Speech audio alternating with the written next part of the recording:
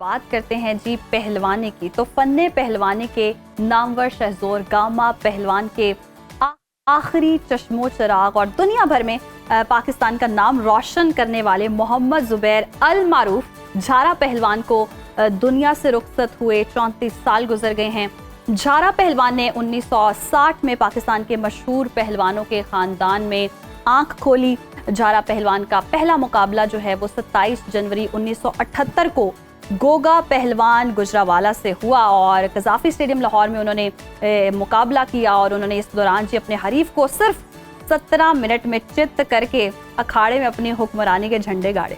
क्या बात है जी। और अगले ही बरस यानी फिर 1979 में जापान के मशहूर पहलवान अनोकी के साथ मुकाबला किया। 36 साल अगर देखा जाए तो अनोकी की उस वक्त उम्र थी, जबकि उनके सामने जो पहलवान था वो 19 साला झारा था, जो कि चट्टान की तरह डटकर खड़ा था। 5 राउंड बराबर रहे, जिसके बाद जापानी पहलवान ने झारा का हाथ ऊपर उठाकर उसे मुकाबले का फातेह करार दे दिया। झारा पहलवान ने अपनी ज़िंदगी में लगभग 60 कुश्तियां लड़ी और हर मुकाबले में मर्दे मैदान ठहरे। उन्हें फ़ख्रे पाकिस्तान और रुस्तमे पाकिस्तान के खिताबात से भी नवाजा गया।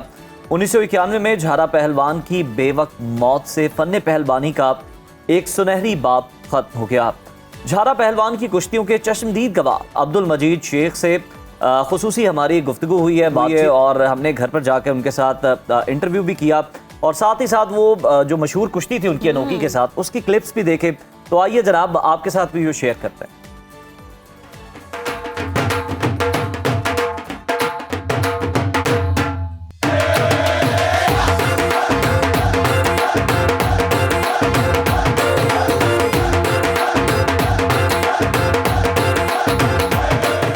पहलवानी की कुश्ती की दुनिया की अगर हम बात करें तो वहाँ पर झारे पहलवान और अनोखी के दरमियान लाहौर के कज़ाफ़ी स्टेडियम में जो मैच खेला गया उसकी बहुत ज़्यादा धूम थी और उसके बहुत सारे किस्से आज भी सुनने को मिलते हैं जो कि बड़े दिलचस्प हैं। मैच से पहले क्या कुछ होता रहा, मैच के बाद क्या हुआ।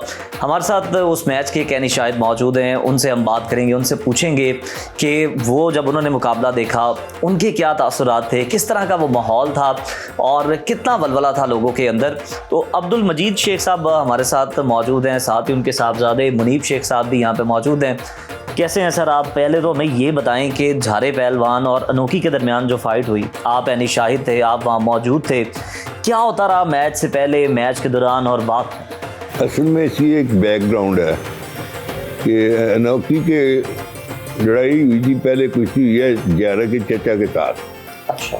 वो उस वक्त बूढ़े हो गए हुए थे हकी पहलवान, तो वो उन्होंने गिरा लिया अनोखी ने।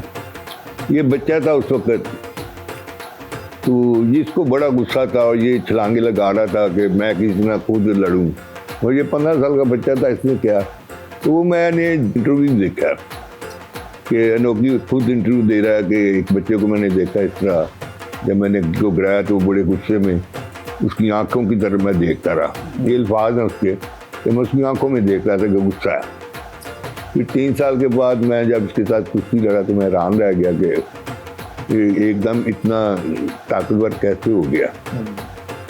तो जब ये अनोखी की कुश्ती से एक दिन पहले हमारा पीसी में एक प्रेस कॉन्फ्रेंस हुई थी जिसमें डिसाइड हुआ था कि 5 राउंड होंगे और जब इसमें डिसीजन नहीं हो सकेगा 5 राउंड में तो फिर 6ठा राउंड के डिसीजन होगा, उसमें टाइम पीरियड नहीं होगा कुछ।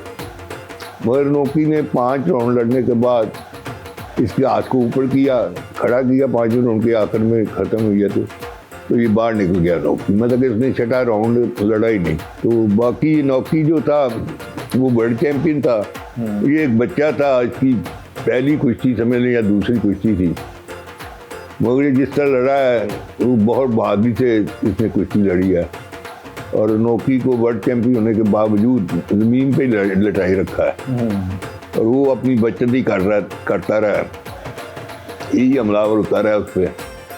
और माशाल्लाह उस दिन दुनिया जो थी कि वो स्टेडियम फुल था और वो दंगल भी मेरे खालाजाद भाई ने करवाया हुआ था अपना, तो वो टिकटें हमारी नहीं बिक सकी थी क्योंकि बैंक के साथ था हमारा, तो बैंक बंद करके दौड़ गया 2 बजे। तो फिर स्टेडियम के बाहर लोग बहुत ज़्यादा थे, तो मेरे कज़न ने कहा कि इसके खोल दे दरवाजे, वो लोगों को फ्री आने देंगे, वो लोगों को इतना जोशो खरोश है तो इनको आने दें। तो फिर सारा स्टेडियम बढ़ गया। वाह, क्या आपने अंकल खूबसूरत तरीके से, इतने शानदार वाक़ये थे माजी के, और आपका अंदाज़े बयान बड़ा अच्छा था जिस तरह आपने ये बयान किए हैं। तो नाज़रीन, यकीनन ये किस्से सुन के, ये वाक़यात सुन के आप में भी बड़ा जोश पैदा हो रहा होगा और आप भी चाह रहे होंगे कि जनाब हम भी देखें। अगर हमने वो फ़ाइट मिस कर दी है तो यकीनन आपको देखनी चाहिए, आप ज़रूर देखिए, हम आपको रेकमेंड करते हैं। हमें इजाज़त दीजिए।